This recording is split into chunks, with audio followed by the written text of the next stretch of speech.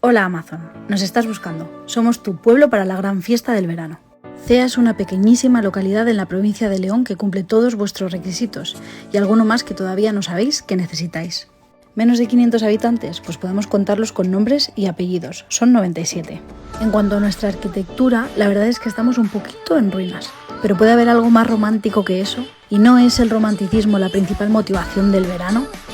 Nuestro skyline lo lidera esta torre en lo alto del castro, que en el siglo XV fue una gran fortificación defensiva y que hoy en día nos regala atardeceres inigualables. La carretera está nuevita. ¿Espacio para 2000 personas? Pues seguramente cabríamos en la plaza, pero ¿para qué molestar a los vecinos cuando tenemos toda una explanada, un campo río verde precioso, que además de eso nos permite estar bien fresquitos en pleno agosto? Nos encanta una buena fiesta, y esta es la nuestra, Las Candelas, en la que cumplimos una promesa.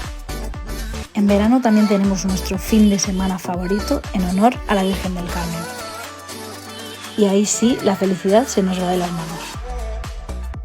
Breve anticipo de lo que podría pasar si nos escogierais. Además organizamos la que seguramente sea la única fiesta taurina cruelty free de España, los Sanceines. En definitiva, nos encanta un bailoteo y en los eventos de comer y beber pasamos de 97 a 300. Así que, querido Amazon, quedamos a la espera en CEA.